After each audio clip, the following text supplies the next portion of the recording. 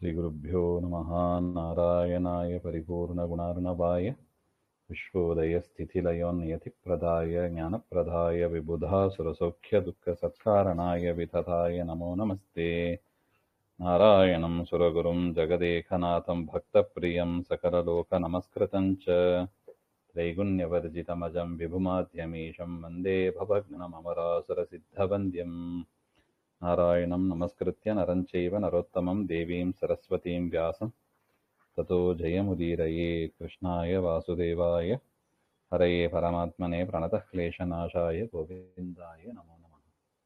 ನಾವು ಈಗೇನೋ ಸಮುದ್ರ ವಿಜಯದಲ್ಲಿ ನೋಡಿದ್ದೀವಿ, ಆಚಾರ್ಯರು ವೇದವ್ಯಾಸರಿಂದ ಮಹಾಭಾರತವನ್ನು ಶ್ರವಣ ಮಾಡಿದರು, ಮಹಾಭಾರತ, ಮೂಲರಾಮಾಯಣ ಇತ್ಯಾದಿಗಳನ್ನು. ಆ ಶ್ರವಣ ಮಾಡಿದರ ಬಲ, ಅನುಗ್ರಹದ ಬಲ, ಅದರಿಂದ ಈ ಒಂದು ಮಹಾಭಾರತಕ್ಕೆ ನಿರ್ಣಯವನ್ನ, ಮಹಾಭಾರತಕ್ಕೆ ಇದೇ ಅರ್ಥ ಹಾಗೆಂತ ಬರೀಲಿಕ್ಕೆ ಸಾಧ್ಯವಾಯಿತು ಹಾಗೆಂತ ನಾವು ತಿಳ್ಕೋಬೇಕು. ಅಂತಹ ಅಪೂರ್ವವಾದ ಗ್ರಂಥ ಇದು, ವೇದವ್ಯಾಸರ ಅನುಗ್ರಹ ತುಂಬಿ ಆಚಾರ್ಯರು ರಚನೆ ಮಾಡಿದ ಗ್ರಂಥ ಇದು ಅಂತ. ನಾವು ಓದೋದು, ಕೇಳೋದು, ವಿಚಾರ ಮಾಡೋದು ನಮ್ಮ ದೊಡ್ಡ ಭಾಗ್ಯ ಇದು ಅಂತ ನಾವು ತಿಳ್ಕೋಬೇಕು. ಹಿಂದೆ ನೋಡಿದಂತೆ ಭಕ್ತಿಯಿಂದ ಮೋಕ್ಷ ಅಂತ ಆದರೆ ತಮಸ್ಸು ಯಾವುದರಿಂದ ಆಗುತ್ತದೆ ಹಾಗೆಂತ ಪ್ರಶ್ನೆ. ಅದಕ್ಕೆ ಆಚಾರ್ಯರು ಉತ್ತರ ಕೊಟ್ಟರು, ಅದು ದ್ವೇಷದಿಂದ, ಪರಮಾತ್ಮನಲ್ಲಿ ಮಾಡುವ ದ್ವೇಷ, ಹರಿವಾಯು ಗುರುಗಳಲ್ಲಿ ಮಾಡುವ ದ್ವೇಷ, ಅದು ತಮಸ್ಸಿಗೆ ಸಾಧನ ಹಾಗೆ ಅಂತ ಹೇಳ್ತಾರೆ. ಅದನ್ನೇ ವಿವರಣೆ ಮಾಡ್ತಾ ಇದ್ದಾರೆ.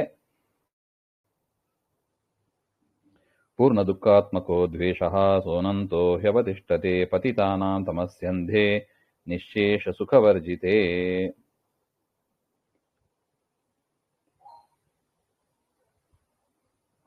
ಹೇಗೆ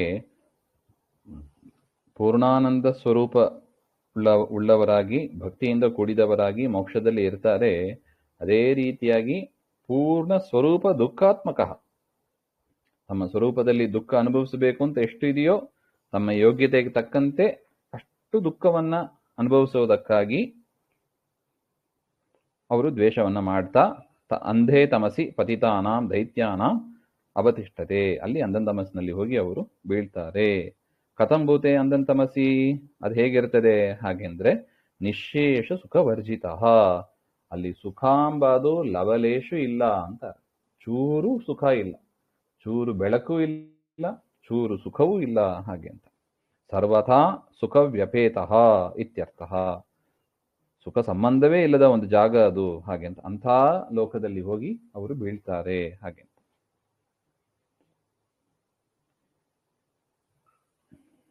ಜೀವಾದ್ ಭೇದೋ ನಿರ್ಗುಣತ್ವಂ ಅಪೂರ್ಣ ಗುಣತಾ ತಥಾ ಸಾಮ್ಯಾಧಿಕ್ಯೇ ತದನ್ಯೇಷಾಂ ಭೇದಸ್ತದ್ಗತ ಏವ ಚ ಪ್ರಾದುರ್ಭಾವ ವಿಪರ್ಯಾಸಃ ತದ್ಭಕ್ತದ್ವೇಷ ಏವ ಚ ತತ್ಪ್ರಮಾಣಸ್ಯ ನಿಂದಾ ಚ ದ್ವೇಷ ಏತೇ ಅಖಿಲಾ ಮತಾಃ. ನಾವು ನೋಡ್ತೀವಿ, ಪ್ರಹ್ಲಾದನ ಮುಖದಿಂದ ನವವಿಧ ಭಕ್ತಿಯನ್ನು ಕೇಳ್ತೀವಿ. ಶ್ರವಣಂ ಕೀರ್ತನಂ ವಿಷ್ಣೋಹೋ ಹಾಗೆ ಅಂತ ನವವಿಧ ಭಕ್ತಿಯಲ್ಲೇ ವೆರೈಟೀಸ್ ಇದೆ. ಹೇಗೋ ಅದೇ ತರ ದ್ವೇಷದಲ್ಲೂ ಕೂಡ ವೆರೈಟೀಸ್ ಇದೆ ಅಂತಾರೆ. ನವವಿಧ ದ್ವೇಷ ಅಂತಾನೆ ಕರೀತಾರೆ.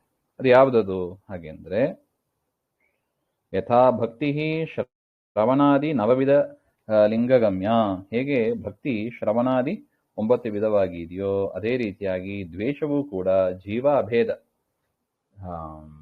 ಜೀವನಿಗೆ ಅಭೇದವನ್ನ ಹೇಳ್ತಾ ನವವಿಧ ಲಿಂಗ ಗಮ್ಯ ಇತ್ಯಾಹ ಹಾಗೆ.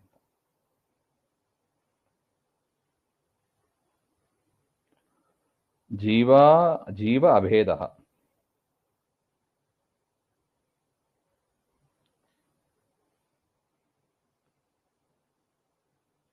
ಅಂದ್ರೆ ತಸ್ಯ ಹರೇಹೇ ಅನ್ಯೇಷಾಂ ಬ್ರಹ್ಮಾದೀನಾಂ ಸಾಮ್ಯಂ ಚ ಆಧಿಕ್ಯಂ ಚ.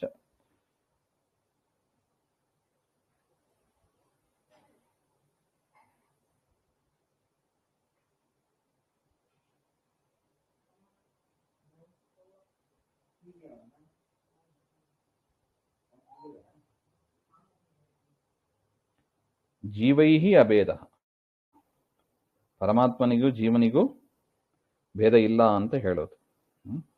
ನಿರ್ಗುಣತ್ವ ಮತ್ತು ಅದೊಂದು ದ್ವೇಷ.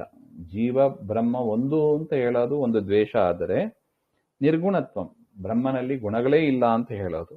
ಅಪೂರ್ಣ ಗುಣತ, ದೇವರಲ್ಲಿ ಗುಣಗಳಿದೆ ಅದರ ಪೂರ್ಣ ಮಟ್ಟದಲ್ಲಿ ಇಲ್ಲ ಹಾಗೆ ಅಂತ ಹೇಳೋದು ಮೂರನೆಯದು. ನಾಲ್ಕನೆಯದು ಸಾಮ್ಯ, ಬ್ರಹ್ಮಾದಿಗಳು ಮತ್ತು ವಿಷ್ಣು ಅವರು ಸಾಮ್ಯ ಅಂತ ತಿಳಿಯೋದು. ಇದು ನಾಲ್ಕನೆಯದು ಭೇದ, ದ್ವೇಷ. ಐದನೆಯದು ಆದಿತ್ಯ, ಬ್ರಹ್ಮರುದ್ರಾದಿಗಳು ವಿಷ್ಣುವಿಗಿಂತ ದೊಡ್ಡವರಾಗಿದ್ದಾರೆ ಅಂತ ತಿಳಿಯೋದು. ಅದು ಒಂದು ವಿಧವಾದ ದ್ವೇಷ. ಅದಕ್ಕೆ ತದನ್ಯೇಷ ಭೇದ ತದ್ಗತ ಏವಚ, ಪರಮಾತ್ಮನ ಗುಣಗಳು, ರೂಪಗಳು, ಕರ್ಮಗಳು ಇವುಗಳಿಗೆ ಪರಸ್ಪರ ಭೇದ ಇದೆ ಅಂತ ತಿಳಿಯೋದು. ಕಾಮಕೃಷ್ಣಾದಿ ರೂಪ, ಮತ್ಸ್ಯಕೂರ್ಮಾದಿ ರೂಪಗಳು ಇದಲ್ಲವಾ, ಅವುಗಳಿಗೆ ಪರಸ್ಪರ ಭೇದ ಇದೆ. ಮೂಲ ರೂಪ ಬೇರೆ, ಅವತಾರ ರೂಪ ಬೇರೆ ಅಂತ ತಿಳಿಯೋದು. ಅದು ಒಂದು ವಿಧವಾದ ದ್ವೇಷ ಹಾಗೆ ಅಂತ. ಇನ್ನು ಪ್ರಾದುರ್ಭಾವ ವಿಪರ್ಯಾಸ ಅಂತ ಕರೀತಾರೆ. ಪ್ರಾದುರ್ಭಾವ ವಿಪರ್ಯಾಸ ಅಂದ್ರೆ ಯಾವುದು ಪರಮಾತ್ಮನ ಅವತಾರ ಅಲ್ಲವೋ ಅದನ್ನ ಪರಮಾತ್ಮನ ಅವತಾರ ಅಂತ ತಿಳಿಯೋದು, ಅಥವಾ ಪರಮಾತ್ಮನ ಅವತಾರವನ್ನ ಅವತಾರ ಇಲ್ಲ ಅಂತ ತಿಳಿಯೋದು. ಉದಾಹರಣೆಗೆ ವೇದವ್ಯಾಸರದೇ ತೆಗೆದುಕೊಂಡ್ರೆ ಕೆಲವರು ವಿಷ್ಣುವಿನ ಅವತಾರ ಅಂತ ಹೇಳೋದಿಲ್ಲ. ಇನ್ನು ಬಲರಾಮ ಅವರು ಪರಮಾತ್ಮನ ಅವತಾರ ಅಲ್ಲ, ಪರಮಾತ್ಮನ ಶುಕ್ಲಕೇಶ ಸನ್ನಿಧಾನ ಪಾತ್ರರು ಅಷ್ಟೆ. ಅದನ್ನು ಈ ರೀತಿಯಾಗಿ ಪರಮಾತ್ಮನ ಅವತಾರಗಳ ಇಲ್ಲ ಅಂತ ಹೇಳಿಬಿಡೋದು, ಅಥವಾ ಪರಮಾತ್ಮನ ಅವತಾರ ಇಲ್ಲದೆ ಇರುವುದನ್ನ ಪರಮಾತ್ಮನ ಅವತಾರ ಅಂತ ತಿಳಿಯದೇ ಇರೋದು, ಇದು ತುಂಬಾ ಡೇಂಜರ್ ಅಂತ ಹೇಳ್ತಾರೆ. ಅದು ಒಂದು ವಿಧವಾದ ದ್ವೇಷ. ಇನ್ನು ತದ್ಭಕ್ತ ದ್ವೇಷ, ಪರಮಾತ್ಮನಲ್ಲಿ ಮಾತ್ರ ಭಕ್ತಿ ಸಾಕು ಅಂತ ಇಲ್ಲ, ಪರಮಾತ್ಮನ ಭಕ್ತರಲ್ಲಿ ದ್ವೇಷ ಮಾಡಿದರೂ ಕೂಡ ಅದು ಕೂಡ ಪರಮಾತ್ಮನಲ್ಲೇ ದ್ವೇಷ ಅಂತ ಪರಿಗಣಿಸಲ್ಪಡುತ್ತದೆ ಹಾಗೆ. ತತ್ ಪ್ರಮಾಣಸ್ಯ ನಿಂದ, ಪರಮಾತ್ಮನನ್ನು ತಿಳಿಸಿಕೊಡುವ ವೇದಾದಿ ಶಾಸ್ತ್ರಗಳು, ಇತಿಹಾಸ ಪುರಾಣಗಳು, ಬ್ರಹ್ಮಸೂತ್ರಗಳು, ದಾಸರ ಪದಗಳು ಇವುಗಳನ್ನೆಲ್ಲ ನಿಂದೆ ಮಾಡೋದು, ಅದು ಕೂಡ ಪರಮಾತ್ಮನ ದ್ವೇಷದಲ್ಲೇ ಪರ್ಯವಸಾನ ಆಗುತ್ತದೆ ಹಾಗೆ ಅಂತ. ಅದರಿಂದ ಅದನ್ನು ಕೂಡ ಮಾಡಬಾರದು ಅಂತ. ಈ ರೀತಿಯಾಗಿ 9 ವಿಧ ದ್ವೇಷಗಳು ತೇ ಅಖಿಲ ಮತಾಹ ಹಾಗೆ.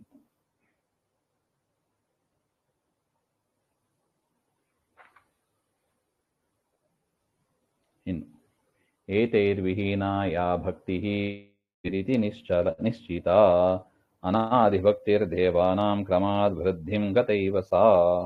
ಅದರಿಂದ ಭಕ್ತಿ ಅಂದ್ರೆ ಏನು ಹಾಗೆಂದ್ರೆ ಈ ವಿಧವಾದ 9 ವಿಧವಾದ ದ್ವೇಷಗಳು ಇಲ್ಲದೆ ಯಾವುದಿದೆಯೋ ಅದನ್ನ ಭಕ್ತಿ ಅಂತ ನಿಶ್ಚಯ ಮಾಡಿ ನಾವು ಹೇಳಬಹುದು ಹಾಗೆ. ಅದರಿಂದ ನಮ್ಮಲ್ಲಿ ನಾವು ಚೆಕ್ ಮಾಡ್ಕೋಬೇಕು, ಈ 9 ವಿಧ ದ್ವೇಷ ನಮ್ಮಲ್ಲಿ ಇದೆಯೋ ಇಲ್ಲವೋ ಹಾಗೆ ಅಂತ. ಇದ್ರೆ ತಮಸು ಗ್ಯಾರಂಟಿ ಅಂತ ಹೇಳ್ತಾರೆ, ಅದು ಡೆಸ್ಟಿನೇಷನ್ ಅವರಿಗೆ ಅದೇ ಇರೋದು ಹಾಗೆ. ಅದರಿಂದ ಎಚ್ಚರ ವಹಿಸಿ ಇವುಗಳನ್ನೆಲ್ಲ ಸರಿಯಾಗಿ ಗುರುಮುಖದಿಂದ ಕೇಳಿ ತಿಳ್ಕೊಂಡು ಪರಮಾತ್ಮನ ಅವತಾರ ಯಾವುದು, ರೂಪ ಗುಣ ಕ್ರಿಯೆಗಳು ಯಾವುದು, ಯಥಾಮತಿ ಯಥಾಶಕ್ತಿ ತಿಳ್ಕೊಂಡು ಉಪಾಸನೆಯನ್ನ ಮಾಡಬೇಕು ಹಾಗೆಂತ. ಅದರಿಂದ ಈ ಭಕ್ತಿ ಏನಿದೆ ಅದು ಅನಾದಿಭೂತವಾದದ್ದು, ಅಂದ್ರೆ ಸ್ವರೂಪದಲ್ಲಿ ಇರತಕ್ಕದ್ದು ಹಾಗೆ ಅಂತ. ಸ್ವರೂಪಭೂತಾಹ ಭಕ್ತಿ ದೇವಾನಾಂ ಕ್ರಮಾದ್ ವೃತ್ತಿಂ ಗತೈವ. ದೇವತೆಗಳಲ್ಲಿ ಈ ಭಕ್ತಿ ಎನ್ನತಕ್ಕದ್ದು ಕ್ರಮವಾಗಿ ಬೆಳೀತಾ ಹೋಗ್ತದೆ. ಇಂದ್ರದೇವರಲ್ಲಿ ಎಷ್ಟು ವಿಷ್ಣು ಭಕ್ತಿ ಇತ್ತೋ ಅದಕ್ಕಿಂತ ಹೆಚ್ಚು ಗರುಡಶೇಷ ರುದ್ರಾದಿಗಳಲ್ಲಿ, ಅದಕ್ಕಿಂತ ಹೆಚ್ಚು ವಾಯು ಬ್ರಹ್ಮರಲ್ಲಿ, ಅದಕ್ಕಿಂತ ಹೆಚ್ಚು ಲಕ್ಷ್ಮೀದೇವಿಯಲ್ಲಿ ಹಾಗೆಂತ ಕ್ರಮ ಇದೆ. ಬೇರೆ ದೇವತೆಗಳಿಗಿಂತ ಇಂದ್ರದೇವರಲ್ಲಿ ಅಧಿಕವಾಗಿ ವಿಷ್ಣು ಭಕ್ತಿ ಇದೆ. ಆ ರೀತಿಯಾಗಿ ತಿಳ್ಕೊಂಡು ಹೋಗಬೇಕು ಅಂತ. ಅದು ಅನಾದಿ ಸ್ವರೂಪಭೂತವಾದದ್ದು ಅಂತ, ಅನಾದಿ ನಿತ್ಯವಾದದ್ದು ಅಂತ ಒಟ್ಟು.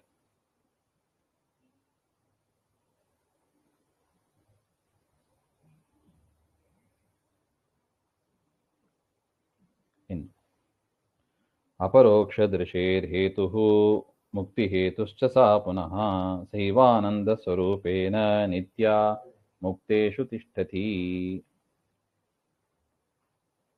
ಈ ಮೋಕ್ಷದಿಂದಲೇ ನಮಗೇನಾಗ್ತದೆ? ಅಪರೋಕ್ಷ ಜ್ಞಾನ ಆಗ್ತದೆ. ಈ ಭಕ್ತಿಯಿಂದಲೇ ನಮಗೆ ಅಪರೋಕ್ಷ ಜ್ಞಾನ ಆಗುತ್ತದೆ.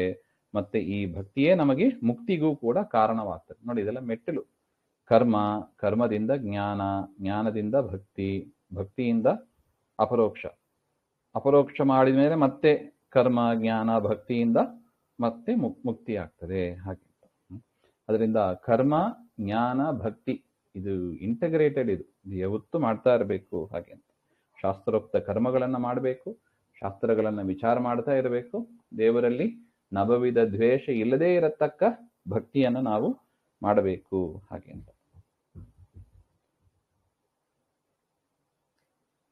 ಅಲ್ಲಿ ಮೋಕ್ಷದಲ್ಲೂ ಕೂಡ ಆ ನಿತ್ಯ ಮುಕ್ತೇಶು ತಿಷ್ಠತಿ, ಆ ಭಕ್ತಿ ಅಲ್ಲೂ ಇದೆ. ಮೋಕ್ಷ ಆದಮೇಲೆ ಭಕ್ತಿ ಹೋಯಿತು ಅಂತ ತಿಳ್ಕೋಬಾರ್ದು. ಮೋಕ್ಷದಲ್ಲೂ ಕೂಡ ಇದ್ದೇ ಇರ್ತದೆ. ಆನಂದ ಸ್ವರೂಪೇನ, ಮೋಕ್ಷವನ್ನು ಪಡೆದ ಮೇಲೆ ಆನಂದ ಸ್ವರೂಪದಿಂದ ಜೀವರು ಅಲ್ಲಿಗೆ ಇರ್ತಾರೆ. ಹಾಗೆ ಅಂತ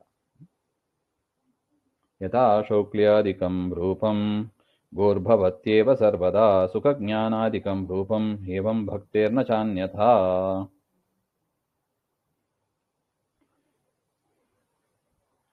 ನಾನು ಭಕ್ತೇ ಕಥಂ ಆನಂದ ಸ್ವರೂಪತ್ವಂ ಇತ್ಯತಃ.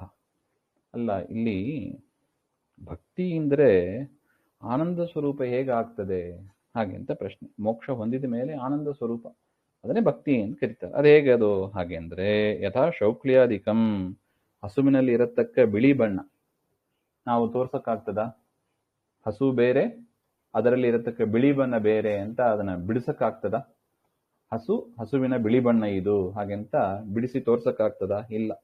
ಹಸು ಮತ್ತು ಬಣ್ಣ ಎರಡೂ ಇಂಟಗ್ರೇಟೆಡ್, ಒಟ್ಟಿಗೇನೆ ಇರತಕ್ಕದ್ದು. ಹೇಗೋ ಅದೇ ತರ ಸಂಸಾರ ದಶಾಯಾಂ ಭಕ್ತಿ ಸುಖಜ್ಞಾನಾದಿ ರೂಪಾಪಿ ಸಂವಲಿತತ್ವಾತ್ ಪ್ರಾಯೇಣ ದುಃಖದಾ ಭವತಿ. ಈ ಸಂಸಾರ ಅವಸ್ಥೆಯಲ್ಲೂ ಕೂಡ ಭಕ್ತಿ ಅಂದ್ರೆ ಏನು? ಆ ಜ್ಞಾನ ಮತ್ತು ಸುಖ ಇದೆಲ್ಲ ಸೇರಿದ್ದೇ ಆಗಿದೆ. ನೋಡಿ, ಭಕ್ತಿ ಮಾಡ್ತಾ ಮಾಡ್ತಾ ಸುಖ ಸಿಗ್ತದೆ ನಮಗೆ. ನಾವು ನೋಡ್ತೀವಿ ನೋಡಿ, ಶಮೀಕರು ಅವರೆಲ್ಲ ತಪಸ್ ಮಾಡಿದಾಗ, ಧ್ರುವ ತಪಸ್ ಮಾಡಿದಾಗ ಎಷ್ಟು ಆನಂದ ಭರಿತರಾಗಿದ್ರು. ಆ ಭಕ್ತಿ ಮಾಡ್ತಾ ಧ್ಯಾನ ಮಾಡಿದ್ರೆ ಅಷ್ಟು ಆನಂದ ಸಿಗ್ತದೆ. ಅದರಿಂದ ಭಕ್ತಿ ಅಂದ್ರೆ ಅದು ಸುಖ ಜ್ಞಾನ ಅದೆಲ್ಲ ಸೇರಿದ್ದೇ ಅದು. ಅದು ಸಂಸಾರದಲ್ಲಿ ಮತ್ತೆ ಭಕ್ತಿ ಮಾಡಿದರೆ ಯಾಕಿದು ಬರ್ತಾ ಇಲ್ಲ? ಹಾಗೆಂದ್ರೆ ಇಲ್ಲಿ ದುಃಖ ಮಿಶ್ರಿತವಾಗಿದೆ. ಆದರೆ ಮೋಕ್ಷವನ್ನ ಪಡೆದ ಮೇಲೆ ಮುಕ್ತಿಯ ನಂತರಂ ಸುಖರೂಪೇಣೈವ ಆವಿರ್ಭವತಿ, ಆ ಭಕ್ತಿ ಸುಖರೂಪವಾಗಿಯೇ ನಮಗೆ ಇರುತ್ತದೆ. ಹಾಗೆ ಅಂತ ಸುಖಜ್ಞಾನಾದಿ ವಿಶೇಷವತ್ವಂ ಭಕ್ತೇ ಯುಜ್ಯತೆ ಇತ್ಯರ್ಥಃ. ಸುಖಜ್ಞಾನಾದಿ ಭಕ್ತಿ, ಸುಖಜ್ಞಾನಾದಿಗಳಿಂದ ಕೂಡಿದ ಭಕ್ತಿಯೇ ಮೋಕ್ಷದಲ್ಲಿ ಇರತಕ್ಕದ್ದು ಹಾಗೆಂತ ಅರ್ಥ. ನಾನ್ಯಥಾ, ಅದಕ್ಕಿಂತ ಹೆಚ್ಚಿನದ್ದು ಏನು ಮೋಕ್ಷದಲ್ಲಿ ಇಲ್ಲ ಅಂತ ಅರ್ಥ. ಆನಂದ ಜ್ಞಾನಾದಿಕಂ ಭಕ್ತೇಹೇ ರೂಪಂ ಸ್ವರೂಪಂ ಅಂತ ಅರ್ಥ. ಆನಂದ ಜ್ಞಾನವೇ, ಜ್ಞಾನಂದ ಜ್ಞಾನ ಮೊದಲಾದವುಗಳೇ ಭಕ್ತಿಯ ಸ್ವರೂಪ ಅಂತ ಒಟ್ಟು. ಅದರಿಂದ ಭಕ್ತಿಯ ವಿಚಾರವನ್ನ ವಿಶೇಷವಾಗಿ ಗುರುಗಳು ನಮಗೆ ತೋರಿಸಿಕೊಡ್ತಾ ಇದ್ದಾರೆ. ಮುಂದಿನದ್ದು ಮತ್ತೆ ನೋಡೋಣ. ಸರ್ವಗುಣ ಸಂಪೂರ್ಣ ಸರ್ವದೋಷ ವಿವರ್ಜಿತ ಪ್ರಿಯತಾಂ ಪ್ರೀತೇವಾಲಂ ವಿಷ್ಣುರಮೇ ಪರಮ ಸುಹೃತ್ ಶ್ರೀಮಧ್ವಾಂತರ್ಗತ ಶ್ರೀಕೃಷ್ಣಾರ್ಪಣಮಸ್ತು. ಶ್ರೀಹರೇ ನಮಃ.